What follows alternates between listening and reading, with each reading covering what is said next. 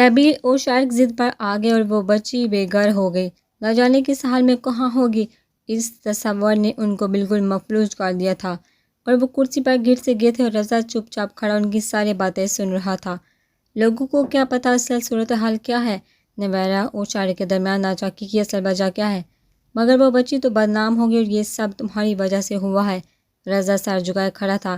نواز کا سمجھانا تو ایک طرف، وہ تو ابھی تک خود سے بھی نظریں ملانے کے قابل نہیں رہا تھا، اور اب اس خبر نے گویا جسم سے جان کھینچ لینے کی کوشش کی تھی۔ اگر نویرہ نہ ملی تو یاد رکھنا میں تمہیں اپنے ہاتھوں سے قتل کر دوں گا، اسے برباد کر کے تمہیں بھی زندگی گزارنے کا کوئی حق نہیں، سنا تم نے؟ رضا کی مسلسل چپ نے ان کے اندر کی تپش کو مزید بڑھا دیا تھا۔ غصے سے اسے دیکھتے ہوئے کمرے سے نکل گئے تھے۔ نویرہ کی آمد کے 3 دن بعد سمیع نے لاہور کا چکر لگایا تھا۔ شام کا وقت تھا جب وہ گھر آیا تھا۔ حافظ کی گاڑی نے اسے گھر ڈراپ کر دیا تھا۔ وہ اندر آیا تو سارا گھر خالی تھا۔ چوکی دار کی بیوی کچن سے برآمد ہوئی۔ السلام علیکم صاحب جی۔ وعلیکم السلام، زرش کہاں ہے؟ اطراف کا جائزہ لیا تھا، کچن میں ہے۔ اچھا۔ سمیع نے اسے بریف کیس تھما کر اندر رکھنے کا کہتے ہوئے کچن کی طرف ہی چلایا تھا۔ زبردست نویرہ جی، اتنا زبردست ٹیسٹ ہے آپ کے ہاتھ میں، مزہ آ گیا۔ زرش نے کسی بچے کو اٹھایا ہوا تھا، ساتھ ساتھ سلپ پر کی پلیٹ میں سے کچھ کھا رہی تھی، جبکہ چولہے کے سامنے کھڑی لڑکی دچکی کی طرف متوجہ تھی۔ سمیع کے قدم ٹھٹک گئے تھے۔ اپنے گھر کے کچن میں ایک اجنبی چہرہ دیکھ کر حیران ہوا تھا۔ سمیع کو کڑاہی گوشت بہت پسند ہے، وہ بریانی بھی بہت شوق سے کھاتے ہیں۔ اب مجھے یہ دونوں ڈشز سکھا دے، تھوڑا بہت تو آتا ہی ہے، مگر اب جیسا ذائقہ میرے ہاتھ میں نہیں۔ ماما بھی بہت اچھا پکاتی ہیں اور نوشی بھی، مگر کچن کے معاملے میں ہنسی پہوڑ واقع ہوئی ہوں۔ ایک اجنبی لڑکی کے ساتھ زرش کس قدر بہت کر، پھر سمیع کو اندازہ نہ ہو سکا کہ یہ ہستی کون ہے۔ کوئی پرابلم نہیں، سنجیدگی کے ساتھ توجہ دو تو ایک ماں میں ہی سب سیکھ سکتی ہو، ذائقہ آہستہ آہستہ ہاتھ میں آ جاتا ہے، بڑے ٹھہرے لہجے میں جواب دیا تھا زرش۔ اس پکار پر زرش یکدم حیران ہو کر پلٹی تھی۔ ارے آپ! سمیع کو دیکھا وہ از حد پریشان ہوئی تھی۔ سمیع بغیر کسی اطلاع کے آیا تھا۔ نویرہ نے بھی پلٹ کر دیکھا تو سمیع اس کی طرف متوجہ تھا۔ اس نے فوراً چہرہ موڑ کر دوپٹہ درست کیا تھا۔ السلام علیکم۔ وعلیکم السلام، آپ کب آئے؟ زرش فوراً سمیع کی طرف بڑھی تھی۔ سمیع نے اس کے بازو میں اٹھائے بچے کو دیکھا۔ بچہ بہت پیارا اور صحت مند تھا۔ ابھی آیا ہوں۔ سمیع نے بچے کا رخسار چھوا تو وہ کھلکھلا کر ہاتھ آگے بڑھانے لگا تھا۔ کون ہے یہ؟ سمیع نے بہت آہستگی سے پوچھا تھا۔ ایک نظر رخ موڑے کھڑے وجود کو بھی دیکھا۔ زرش ایک دم پزل سی ہو گئی تھی۔ سمیع کو کیا بتانا ہے وہ سب طے کیے ہوئے تھی، مگر اب اسے دیکھا اس کا ذہن بالکل معاف ہو گیا تھا۔ یہ نویرہ آپی ہو؟ نویرہ آپی، یہ سمیع ہے۔ نویرہ نے صرف پلٹ کر ایک نگاہ ڈالی تھی۔ غائبانہ تعارف تو تھا ہی۔ سمیع کو سامنے دیکھا اسے زرش کے لکی ہونے کا احساس ہوا تھا۔ زرش نے ایک ہی جملے میں تعارف نپٹایا تھا۔ سمیع نے الجھ کر زرش کو دیکھا۔ آئیے باہر چلتے ہیں۔ بچے کو نویرہ کی طرف بڑھا کر وہ سمیع کے ساتھ باہر نکل آئی تھی۔ یہ خاتون کون ہے اور یہ بچہ بھی؟ ابھی بتاتی ہوں، آپ بتائیے کہاں سے آئے ہیں؟ کراچی سے یا اسلام آباد سے؟ 2 دن پہلے سمیع سے بات ہوئی تھی، تب سمیع کراچی میں تھا اور اب ادھر۔ میں آج کل کراچی میں ہی ہوں، ابو کی طبیعت کچھ خراب ہے، چچا جان کے ساتھ کراچی میں ہی ہوتا ہوں۔ دونوں بیڈ روم میں چلے آئے تھے۔ خیریت ہے نا؟ تایا ابو کی طبیعت کا سن کر وہ کچھ پریشان ہوئی تھی۔ ہاں بالکل خیریت ہے۔ سمیع کا انداز بڑا سنجیدہ تھا۔ زرش کو محسوس ہوا کہ کوئی نہ کوئی بات ہوئی ہے، شاید 2 دن سے اس نے ماما کو بھی فون نہیں کیا تھا، ورنہ ادھر کی صورتحال کا اندازہ رہتا۔ سمیع نے کوٹ اتار کے اسے تھمایا اور پھر ٹائی کی ناٹ ڈھیلی کی۔ تم نے بتایا نہیں، یہ خاتون کون ہے؟ بستر پیٹتے سمیع نے پھر وہی سوال دہرایا تو زرش کنفیوز ہو گئی تھی۔ نہ جانے سمیع کا کیا ری ایکشن ہوتا۔ آپ سے میں نے ایک آپا کی بات کی تھی نا، اسی سلسلے میں ان کو رکھا ہے، جھجکتے ہوئے اس نے کہہ دیا تھا، اور سمیع نے بڑا حیران ہو کر زرش کا چہرہ دیکھا تھا۔ آنکھوں میں نویرہ کا چہرہ درایا، وہ کہیں سے بھی آیا ٹائپ خاتون نہیں لگ رہی تھی۔ نویرہ آپی بہت اچھی ہیں، پھر ضرورت مند بھی ہیں، وہ سب ان کا بیٹا ہے، ان کا میاں اچھا نہیں ہے، گھر سے نکال دیا تو وہ جاب کرنے لگ گئی ہیں۔ تمہیں کہاں ملی تھی؟ سمیع کو کسی سے بھی طرح یقین نہیں آ رہا تھا، اتنی خوبصورتی کی مالک، اچھا لباس اور ناک میں چمکتی ہیرے کی لونگ۔ سمیع ایک نظر میں جو بھی دیکھ پایا تھا کسی بھی طرح یقین کرنے والا نہ تھا۔ امجد ڈرائیور کے رشتے میں کزن ہے، ماں باپ نہیں ہے، عزیز و اقارب ہے، مگر آج کے دور میں بھلا کوئی کسی کی کب ذمہ داری لیتا ہے؟ شوہر نے چھوڑ دیا تو امجد کے ہاں آ گئی تھی۔ آپ سے مشورہ کے بعد میں نے ڈرائیور اور چوکیدار دونوں سے کسی آیا کا بندوبست کرنے کا کہا تھا تو امجد ان کو لے آئے۔ مجھے بہت اچھا لگی، 3 دن سے میرے پاس ہے، پڑھی لکھی اور خوش اخلاق ہے۔ اس نے سوچا سمجھا جواب دیا تو میں نے چند پل زرش کو بغور دیکھا تو وہ پزل ہونے لگی۔ کیا بات ہے، میں نے کچھ غلط کیا ہے؟ میں امجد کو بلوا لیتی ہوں، بے شک اس سے پوچھ لے، نویرہ آپی کے بارے میں زیادہ وہی جانتا ہے۔ ظاہر ہے اس کی کزن ہے، جو اس نے مجھے بتایا میں نے آپ کو بتا دیا۔ سمیع نے گہرا سانس لیا۔ بات یقین کرنے والی تو نہ تھی، مگر امجد کا حوالہ ایسا تھا کہ سمیع کو یقین کرنا پڑ رہا تھا۔ امجد پچھلے 15 سالوں سے ان کی فیکٹری میں ڈرائیور تھا۔ زرش کی وجہ سے انہوں نے اسے گھر پر رکھ لیا تھا۔ وہ قابل اعتماد تھا، کردار کے لحاظ سے بھی ابھی تک اس میں کوئی غلط بات نہ دیکھی گئی تھی، اور زرش کے لیے وہ نیا کوئی ڈرائیور رکھنے کا رسک بھی نہیں لے سکتے تھے۔ بظاہر وہ لڑکی سلجھی ہوئی تھی، مگر اوکے تم ملازمہ کو امجد کو میرے پاس بھیجے۔ آج کل کے دور میں ملازم پر اعتبار نہیں کر لینا چاہیے۔ پھر اسے ساری بات سمجھا کر سمیع کو مطمئن کرنے کا کہہ کر کمرے میں بھیجا گیا۔ نویرہ کچن کا کام ختم کر چکی تھی، اسے بڑی شرمندگی ہوئی۔ یہ سب ملازمہ کی ذمہ داری تھی، مگر نویرہ فارغ بیٹھنے کی بجائے کچھ نہ کچھ کرتی رہتی تھی۔ نویرہ نے سمیع کا رویہ پوچھا تو اس نے سب بتا دیا۔ وہ پریشان ہو گئی تھی۔ اگر تمہارے شوہر کو یقین نہ آئے اور اس نے خود سے پتہ لگا لیا تو؟ کچھ نہیں ہوگا، امجد وہی کہے گا جو میں کہہ چکی ہوں۔ آپ پریشان نہ ہو، میں ہر حال میں آپ کا ساتھ دینے کا وعدہ کیا ہے، تو بے فکر ہیں۔ اگر ان کو کسی نہ کسی طرح شک بھی ہو گیا میں خود دیکھ لوں گی۔ وہ مطمئن تھی۔ دونوں نے مل کر ٹیبل سجائے تھے۔ نویرہ نے اپنے کمرے میں کھانا کھانے کو ترجیح دی تھی۔ زرش کی ضد کے باوجود بھی وہ نہ مانی تھی۔ تو کیا نام ہے ان کا؟ ہاں نویرہ، ان کو بھی کھانے پر بلا لو۔ امجد سے بات کر کے سمیع مطمئن ہو گیا۔ شاید اسی لیے نویرہ کی غیر موجودگی پر زرش سے کہا تھا۔ میں نے ان کو بھی کہا تھا، مگر انہوں نے منع کر دیا۔ وہ کمرے میں ہی کھانا کھائیں گی۔ ٹیبل پر بریانی، کڑھائی گوشت کے علاوہ روٹیاں، سلاد اور فرنی تھی۔ تمہیں کیسے علم ہوا کہ میں نے آ جانا ہے؟ اپنی پلیٹ میں بریانی ڈال دے، سمیع نے زرش سے پوچھا تو وہ ہنس دی۔ میں تو یوں ہی نویرہ آپی سے سیکھنے کو کہا تھا، انہوں نے ہی سب کچھ پکایا ہے، میں نے صرف ان کی مدد کی ہے۔ آپ کی آمد تو بس اتفاق ہے، کبھی تو خوش کر دیا کرو۔ سمیع کی بات وہ ایک دم چمک گئی تھی۔ نویرہ آپی بہت اچھا کھانا پکاتی ہے۔ سمیع نے بغور سے دیکھا۔ نویرہ کی آمد نے اس کے مزاج پر خاصا خوشگوار اثر ڈالا تھا۔ وہی پرانا پر اعتماد انداز لیے ہوئے تھی اور حد سے زیادہ مطمئن اور پرجوش، مسلسل نویرہ کے نام کی گن گاتے ہوئے۔ میں نے امجد سے پوچھا، اس نے ایسی کوئی بات نہیں بتائی جو قابل گرفت ہو، تاہم اجنبی خاتون ہے، تم ان سے شناختی کارڈ کی کاپی لے لینا۔ ویسے امجد اس سے اچھی طرح واقف ہے، قابل اعتماد اور قابل بھروسہ آدمی ہے ہمارا، کئی سالوں سے جانتا ہوں، اس کے بھروسے پر اس خاتون کو رکھ لینے میں کوئی حرج نہیں۔ کھانا کھاتے ہوئے سمیع نے کہا تو وہ سارا ہلا کے اندر ہی اندر خوشی سے برا حال تھا۔ میں صبح چلا جاؤں گا، بس تمہاری طرف سے فکر مندی تھی کہ تم تنہا پریشان ہو رہی ہوگی۔ اب ان خاتون کو دیکھا کچھ اطمینان ہوا ہے، لگتا ہے کافی بے تکلفی ہو گیا تم لوگوں کے آپس میں۔ آپ رکیں گے نہیں؟ اس نے کھانا چھوڑ کر سمیع کو دیکھا۔ نہیں، کیوں؟ اس نے بےتابی سے پوچھا تھا۔ گھر میں فرق کی طبیعت ٹھیک نہیں ہے، 2 دن سے مسلسل بہار کی حالت میں ہے، ابو اس کی وجہ سے پریشان ہے، چچا جان اکیلے کچھ بھی نہیں کر سکتے، جہاں اور اسلام آباد تو مینیجرز دیکھ لیتے ہیں، مگر وہاں خود ہی سب دیکھنا پڑتا ہے۔ فرق کو کیا ہوا؟ اس نے کچھ تشویش سے پوچھا تھا۔ بس بخار ہے، تم چلو گی کراچی 1-2 دن کے لیے؟ نہیں، اس ہفتے تو ممکن نہیں ہو سکتا، اگلی بار آپ کے ساتھ ہی چلوں گی۔ اس نے انکار کر دیا تھا۔ سمیع نے سر ہلا کر اسے دیکھا۔ کسی قسم کی کوئی پریشانی تو نہیں؟ نہیں، پہلے اکیلے گھبراہٹ ہوتی تھی، اب نویرہ آپی کی وجہ سے وہ بھی نہیں رہی۔ چلو اچھی بات ہے۔ باقی کا کھانا دونوں نے خاموشی سے کھایا تھا۔ کھانے کے بعد ملازمہ برتن سمیٹنے لگی تو وہ نویرہ کے روم میں چلی آئی تھی۔ پچھلے 3 دن سے وہ نویرہ کے ساتھ اسی کمرے میں ہی تھی۔ نویرہ کھانا کھانے کے بعد بچے کو سلا رہی تھی، اسے دیکھا مسکرائی۔ امجد کی باتوں سے سمیع مطمئن ہو گیا، مگر انہوں نے آپ کا شناختی کارڈ مانگنے کو کہا ہے۔ ڈاکومنٹس تو میں ساتھ لے کر آئی ہوں، اس خیال سے کہ کبھی کسی جگہ جاب کرنے کی ضرورت پڑی تو مسئلہ نہ ہو، مگر کارڈ کے ذریعے سے وہ کچھ معلوم نہ کروا لے۔ آپ پریشان نہ ہوں، وہ صبح واپس جا رہے ہیں، پھر چکر لگائیں گے تو دیکھ لیں گے، میں سنبھالوں گی۔ بس آپ کو بتانا تھا کہ اگر وہ خود شناختی کارڈ کا پوچھیں تو کہہ دیجیے گا کہ میں دے دوں گی، باقی میں خود دیکھ لوں گی۔ تھینک یو، تم بہت اچھی ہو۔ نویرہ نے ممنونیت سے اسے دیکھا۔ اگر زرش اس کا ساتھ نہ دیکھے تو نہ جانے اب تک وہ کہاں کہاں رول رہی ہوتی۔ شوہر کے پاس دوبارہ جانے کا تو سوال ہی پیدا نہیں ہوتا۔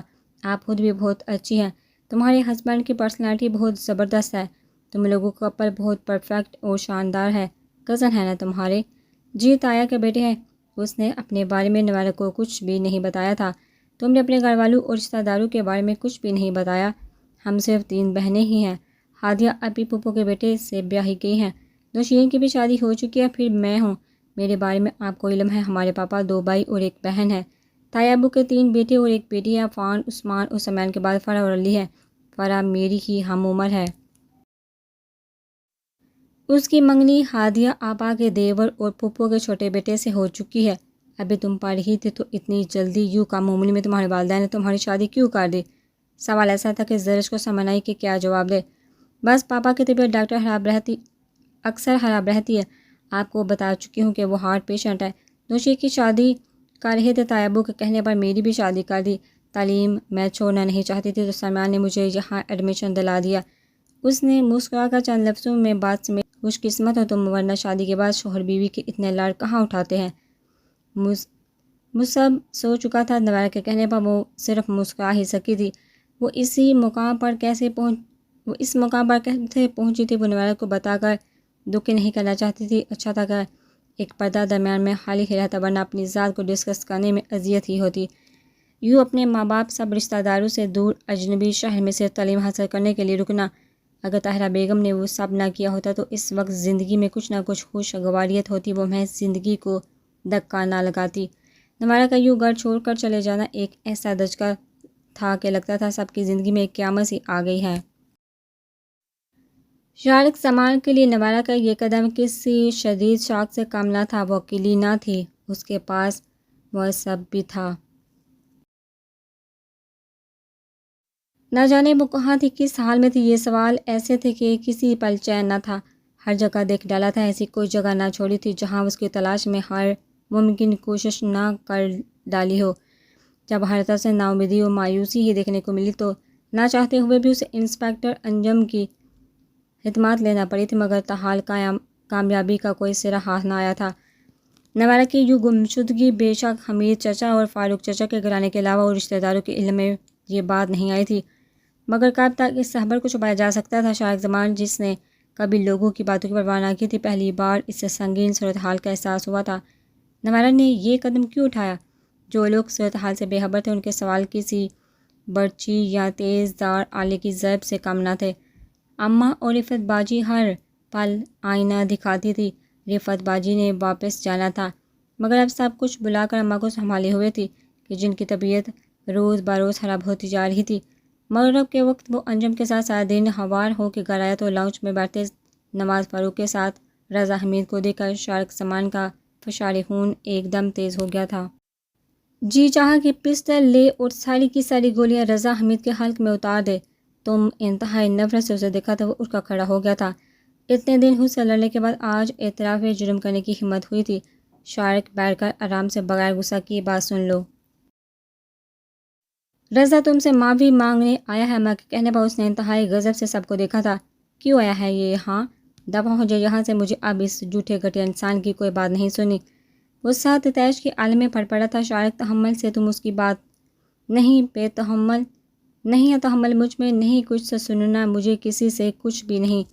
اس نے غضب کے عالم میں اماں کی بات کاٹ دی تھی۔ شارق دوست، غصے اور جذباتیت کا اب کوئی فائدہ نہیں۔ پہلے ہی تم لوگوں کے جذباتیت کے ہاتھوں آج یہ صورتحال درپیش آئی ہے۔ تم بیٹھ کر سکون سے ٹھنڈے دل و دماغ سے اصل حقائق سے آشنائی تو حاصل کرو پلیز یار۔ نواز اٹھ کر اس کے پاس چلے آئے، اس کے کندھے پر اپنا بازو رکھ اسے سمجھانا چاہا تھا۔ تم ایسے اسے کیوں لے کر آئے ہو؟ وہ شرمندہ ہے، وہ اپنے سب گناہ قبول کرنے کو تیار ہے۔ اس سے غلطی ہو چکی ہے، وہ اس غلطی کا اقرار کرنا چاہتا ہے۔ شارق نے لب بھینچ لیے تھے۔ اتنا کچھ ہو جانے کے بعد رضا حمید کو اب اپنی غلطی کی سنگینی یا اصلاح کا خیال آیا تھا۔ ادھر بیٹھو، اب جذباتیت کا کوئی فائدہ نہیں۔ نویرہ ایک انتہائی قدم اٹھا چکی ہے، ہر کوئی پتہ نہیں چل رہا کہ وہ کہاں ہے، مگر جو غلطیاں ہو چکی ہیں ان کی اصلاح تو کی جا سکتی ہے۔ نواز نے بازو سے پکڑ کر اسے سامنے صوفے پر بٹھا دیا۔ شارق نے سختی سے لب بھینچ لیے تھے۔ رضا کم عمر اور جذباتی تھا، اس سے بہت سی غلطیاں ہوئی تھی۔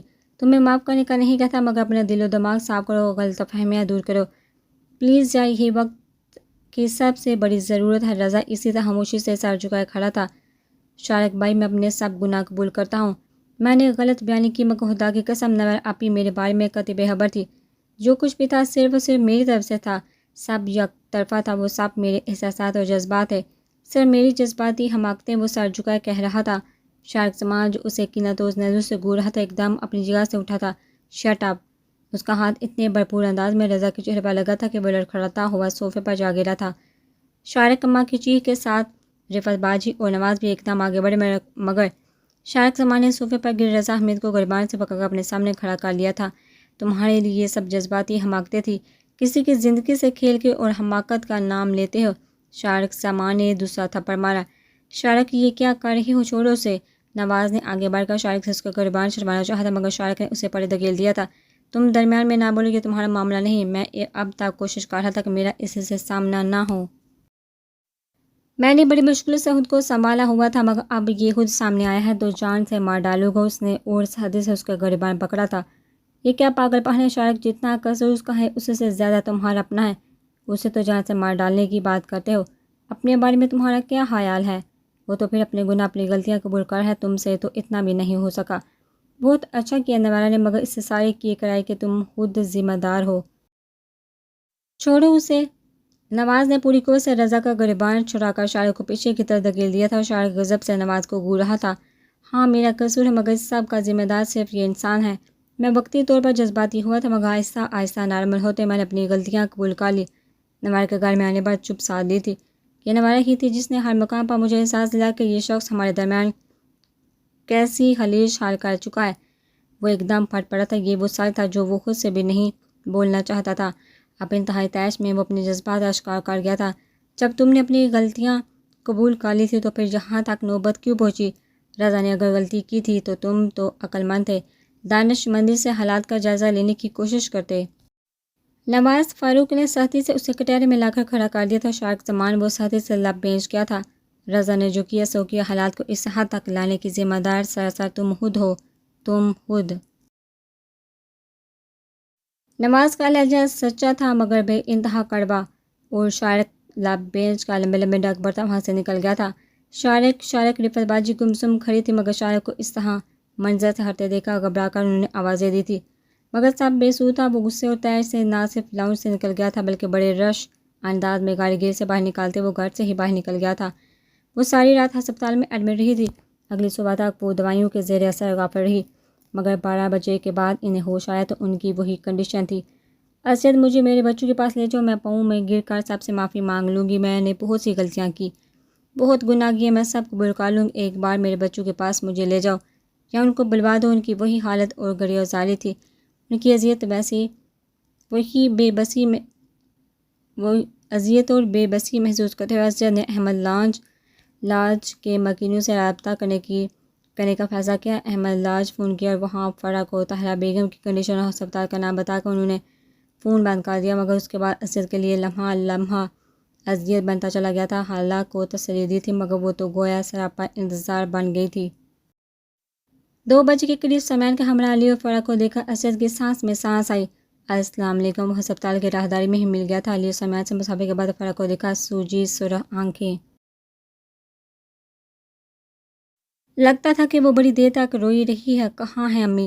دونوں بھائی چپ ہی تھے مگر وہی بولی تھی۔ آئیے۔ وہ ان کو لے کر کمرے میں چلایا تھا۔ طاہرہ بیگم آنکھوں پر بازو کے بستر پر چت لیٹی ہوئی تھی۔ امی، طاہرہ بیگم نے طلبہ بازو آنکھوں سے ہٹایا تھا۔ علی اور فرح اور سمیان کو سامنے دیکھ کر ان کے بہتے آنسو تھم سے گئے تھے۔ فرح وہ بستر سے اٹھ بیٹھی تھی۔ فرح بے قراری سے ان سے لپٹ گئی تھی۔ وہ جو بھی تھی مگر پہلے ماں تھی۔ ان کی سب غلطیوں کو نظر انداز کیا جا سکتا تھا مگر ماں کی بیماری کو نہیں۔ سمیان نے لب بھیج کر اپنی روتی بکھرتی ماں کو دیکھا۔ وہ سیدھا لاہور سے آیا تھا اور فرح کو روتے دیکھ کر اسد کی کال کا علم ہوا تو اب وہ دونوں کے ساتھ یہاں تھا۔ وہ پچھلے دنوں سے مسلسل ادھر ہی تھا جب سے امی گھر چھوڑ کر گئی تھی۔ فرح بیمار تھی اور علی اپ سیٹ۔ اب وہ ظاہر نہ کرتے مگر فرق تو پڑا تھا۔ ایسے حال میں سمیان احمد کا وجود دونوں بہن بھائیوں کے لیے بہت معاون ثابت ہوا تھا۔ جیسا کہ اب دل میں ہزار گلے شکوے سے مگر ماں کی خراب طبیعت کا سن کر ان سے رہا نہیں گیا تھا۔ چپ چاپ دونوں کے لیے ادھر آ گیا تھا اور اب طاہرہ بیگم کی حالت دیکھ کر دل سے تاسف کے ساتھ اسملال بھی جاگا تھا۔ فرح نے چپ کروانے لگی تو اسد کے اشارہ کرنے پر وہ علی کو بھی وہیں آنے کا کہہ کر اس کے ساتھ باہر نکل آیا تھا۔ کیا ہوا تھا امی کو؟ کچھ خاص نہیں، بی پی نارمل نہیں تھا، اچانک طبیعت خراب ہو گئی تو کل رات میں انہیں ادھر ہی لے آیا تھا، اب بہتر ہیں۔ اصل صورتحال کی بجائے اسد نے صرف یہی کہا تھا۔ نہ جانے ان لوگوں کا کیا ارادہ تھا، حالانکہ ان لوگوں وہ اصل صورتحال بتاتی بھی ہیں یا نہیں، اسی لیے وہ ٹال گیا تھا۔ باقی لوگ کے رہے طاہرہ کو تنہا اور صرف اسجد کو دیکھا۔ سمیع نے سنجیدگی سے پوچھا تو اسجد کے چہرے پر بڑی زہریلی سی مسکراہٹ بکھری تھی۔ حالانکہ میں ہسپتال لے کے آیا تھا، باقی کوئی نہیں آیا۔ ہاں، میں نے صبح فون کیا تھا، ویسے بھی حالہ کا اصل اور حقیقی رشتہ تو تم لوگوں سے ہے۔ تم لوگ آگے ہو، میرا نہیں خیال کہ تم لوگوں سے بڑھ کر ان کا اور کوئی خیر خواہ ہو یا انہیں کسی اور کی ضرورت ہو۔ بات ایسی تھی، سمیع کے لمحے تک چپ رہا تھا۔ ڈاکٹرز کیا کہہ رہے ہیں؟ گھر لے جا سکتے ہیں اب؟ سمیع نے مزید کچھ اور پوچھے بغیر بات پلٹ دی تھی۔ سمیع اسجد کے ساتھ جا کر ڈاکٹر سے مل کر کچھ مطمئن ہو گیا تھا۔ پریشانی والی کوئی بات نہ تھی، صرف ڈپریشن تھا۔ طاہرہ بیگم کی طبیعت ابھی تک نارمل نہیں تھی۔ فاروق کو سامنے دیکھا، علی کو گمسم و سمیع کے انتہائی سنجیدہ انداز کو دیکھتے ان کے اندر پھر احساس نے ادھم مچا دیا تھا۔ یہ ان کے بچے تھے، ان کا رویہ اگر ایسا تھا تو سعید احمد کا کیسا ہوگا؟ کیا وہ انہیں اب قبول کر لیں گے اس حالت میں، اس عالم میں جب ان کے ساتھ پچھتاووں کے سوا کچھ بھی نہیں رہا تھا؟ اپنی غلطیوں پر ندامت کا بوجھ کندھوں پر اٹھائے وہ واپس پلٹی تھی۔ کیسرا آپا پر کتنا مان اور بھروسہ تھا، اور اب کچھ بھی باقی نہ بچا تھا، گویا اپنی ہی نظروں سے گر گئی تھی۔ سمیع کی گاڑی میں گھر آتے ان کی طبیعت کئی بار بگڑی۔ فرح مسلسل ان کے ہاتھوں کو اپنے ہاتھوں میں لیے ہوئے تھے، اور علی جو ہمیشہ ان سے خائف ہی رہا تھا بات بے بات الجھ پڑتا تھا۔ انتہائی گم سم حالت میں ان کو بازو کے حصار میں لیے پچھلی سیٹ پر ان کے ساتھ تھا، اور سمیع اس نے ان سے براہ راست ایک لفظ بھی نہ کہا تھا۔ وہ ایک عرصے سے ان سے کلام کرنا بھول گیا تھا۔ وہ بلاتی یا پکارتی بھی تو نظریں جھکائے ایک دو لفظ سے زیادہ کبھی کوئی بات نہ کرتا تھا۔ انہوں نے اس کے ساتھ جو بھی کیا تھا، مگر سمیع نے کبھی زبان سے انہیں کچھ نہیں جتایا تھا۔ ہاں، سمیع کی خاموشی، ایک سنجیدہ نگاہیں ان کے اندر اپنے فعل پر وحشت بھر دیتی تھی، اور پھر ایک غلطی کرنے کے بعد بھی وہ آپا کے کہنے پر غلطیوں پر غلطیاں کرتی چلی گئی تھی۔ سمیع کی شادی، زرش کی ضد، اس کا اس گھر میں نہ آنا، اسلام آباد چلے جانا، اور پھر ان کا وہاں جا کر دونوں خصوصاً زرش کو ضد کرنا۔ وہ اپنی کن غلطیوں کو دہراتی، اس کے باوجود سمیع انہیں لینے آیا تھا۔ سارا راستہ اس کی آنکھیں برسی رہی تھی۔ علی کے بازو کے حصار کا لمس بڑا پرسکون تھا، مگر ان کی اپنی لغزشیں، عمر بھر کی حماقتیں ان کے وجود کے اندر کانٹے بن گئی تھی۔ وہ کیسے چنے گی؟ ابھی تو سعید احمد کا سامنا بھی کرنا ہوگا۔ عثمان، شائستہ، سعود احمد اور خاص طور پر زرش، نفیس آپا اور اپنے سب بھائیوں کے وہ کسی کے سامنے بھی نگاہ اٹھا کر جینے کے قابل نہ رہی تھی۔ ہائے کیسا آپا، کیا بگاڑا تھا میں نے آپ کا؟ کس جرم کی سزا دی آپ نے مجھے؟ بس میری غلطی یہ تھی کہ میں حد سے زیادہ بیوقوف تھی۔ سب کے سمجھانے بجانے کے باوجود آپ کی ہر بات پر سر جھکایا۔ ساری عمر گنوا دی میں نے اپنی غلطیوں لغزشوں میں۔ رشتہ دار تو ایک طرف، نہ شوہر رہا نہ اولاد اپنی۔ گھر آ کر فرح اور علی کے سہارے سے اپنے کمرے میں آ کر بستر پر لیٹتے ہوئے بھی ان کی طبیعت کا وہی عالم تھا، وہی شکستگی تھی، وہی اضطراب اور گریزاری برقرار تھی۔ وہ بچپن سے ہی کم گو دبوس تھی اور کیسا آپا کے زیر تسلط رہی تھی۔ انہوں نے جو کہا فوراً مانا۔ ہاں، شائستہ سے دوستی تھی، مگر کیسا آپا شائستہ کو ناپسند کرتی تھی۔ کیسا آپا کی شادی ہوئی اور پھر بیٹی، مگر ان کا اثر اس کی ذات پر اس طرح قائم رہا۔ جب انہوں نے اٹھتے بیٹھتے بات بے بات سعود احمد کی طبیعت کا سلجھا پن، ان کی شخصیت کی دلکشی، گفتگو کے انداز و ملنسار کو اس طرح سراہنا شروع کر دیا کہ وہ آپا کی باتوں کے سحر میں جگرتی چلے گی۔ وہ خوبصورتی، سلجھی طبیعت کے مالک تھے، مگر بد اعتمادی کی کمی نے انہیں اس قدر بے اعتماد بنا دیا تھا کہ انہیں آپا کی ہر بات حرف آہری لگتی تھی۔ آپا جس کو پسند کر لے اس کو پسند کرنا اس کی مجبوری تھی، اور یہ مجبوری ایک جھوٹے سحر کی صورت طاہرہ کی شخصیت پر بھی حاوی ہوتی چلی گئی تھی۔ سعود اپنی خالہ سے ملنے آتا اور آپا کو خبر ہوتی تو وہ اسے ہر پل اس کے آگے پیچھے دوڑاتی پھرتی، اور وہ ان کی ہر بات پر ایمان لاتی گئیں۔ آپا نے اسے احساس دلا کہ سعود احمد جیسے مرد بہت قسمت والی کو ملتے ہیں۔ اگر ایسا نایاب گوہر طاہرہ کے حصے میں آ جائے تو اس سے بڑھ کر خوش قسمت کون ہو سکتا ہے؟ اور پہلی بار طاہرہ کو احساس ہوا کہ آپا کیا چاہتی ہیں۔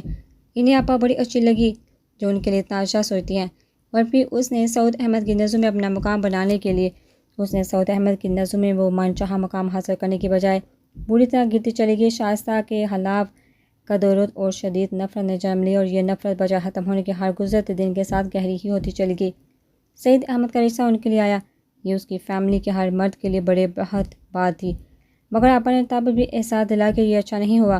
اگر کبھی سعید احمد کو اس کے جذبات کا علم ہو گیا تو وہ کیسے زندگی گزار سکے گی؟ وہ اس سے مختلف باتوں سے ڈراتی رہتی اور وہ ڈرتی رہتی۔ ان کے انکار کے باوجود یہ شادی ہوئی۔ سعید احمد نے شادی کے اولین شب میں ہی ان کو جو اہم ہونے کا احساس دلایا وہ بھی اپنی ذات کی بد اعتمادی کو ختم نہ کر پایا۔ شاید سعید احمد کی بے پناہ محبت پا کر وہ اپنی ساری گزشتہ حماقتیں بھول جاتی، مگر کیسا آپا بولنے دیتی تو وہ بھول پاتی نہ۔ طاہرہ نے جب بھی ہوش ہونا چاہا، کیسا آپا کی کوئی نہ کوئی بات ایسی ہوتی وہ شائستہ سعود سے ہار کھانے کے ساتھ ساتھ سعید احمد سے الجھنے لگتی تھی۔ عثمان کی پیدائش کے بعد وہ سنبھلنے لگی تھی۔ عثمان کا وجود طاہرہ کو اپنے اور سعید احمد کے درمیان رشتے کی نوعیت سمجھانے میں کامیاب ہو رہا تھا، اور پھر انہوں نے شعوری طور پر سعید احمد کی ذات میں دلچسپی لینا شروع کر دی تھی۔ ان کی چھوٹی موٹی ہر ضرورت کا خیال رکھنے لگی تھی۔ آہستہ آہستہ ان کی محبت طاہرہ کے دل میں جگہ بناتی رہی تھی۔ وہ نارمل ہو رہی تھی۔ اللہ نے انہیں پھر سے خوشخبری سنا دی تھی۔ سعید احمد بھی طاہرہ کو نارمل ہوتے دیکھ کر پرسکون ہونے لگے تھے۔